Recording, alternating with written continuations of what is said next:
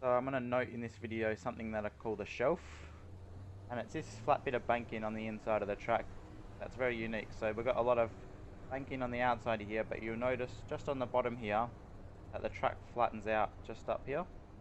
And on our lower track state, you'll notice in qualifying that I'm actually not going to run the bottom, even though we see a lot of fresh dirt down on the inside here. You'll notice in qualifying I'm going to try and put my left front just along this seam mark here where it starts to flatten out, and this will produce the best lap time.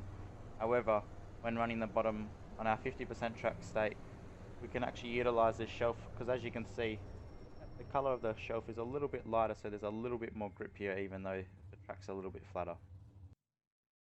As always, when entering the lap, a linear, make sure you run the top through 3 and 4, so when you're entering down in the turn 1 down the front straight, you're maximizing your entry speed. The key thing here in this lap is making sure you get a good start to the lap and that you're minimizing your steering angle throughout the lap. This lap's all about momentum, and you don't want to get on the shelf, which we were previously noting. If you do get on the shelf on corner entry here at the center, if you get any lower than I am here, the car will get a little bit tight and cause you to get a little bit of understeer mid-corner or towards the exit. So entering turn 1, you want to have the car positioned right across the outside wall, and pretty much just when you come beside this flag stand is your turning point for turn number 1. I'm going to turn the car in nice and slowly. You'll see how straight I keep the car through the center of the corner, and then at the center of the corner I'm getting right down to this flat part of the track, running right across that seam mark, which is a little bit less obvious on our 10% track usage, but we saw it quite clearly on our 50% track usage. And then after I get down to the center of the corner without touching this flat part of the track, I'm going to let the car flow out and straighten the car up and head it towards the outside wall to open up the entry to turn number 3. You'll see I've got the car really hard against this outside wall, and this is just how you're going to get the last few hundredths out of the lap time. Entering turn 3, you'll notice the car never gets straight towards this back straight. It's going to be one nice continuous arc to keep the car nice and flowing.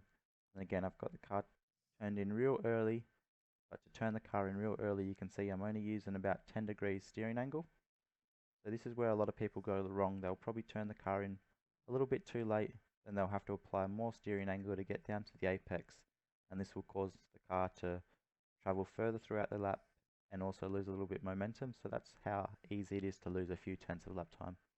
So you want to make sure you're turning the car in real early with that little bit of wheel angle, and then towards the center of the corner you want to get towards that shelf line. You can see that my left front's just along it, and then towards the center off I want to let the car flow towards the outside wall, and I'm not going to turn in until after the start finish line, so I'm not scrubbing off any speed and my lap. And that wraps up this week's video tutorial at Lanier National Speedway in the 305 sprint car.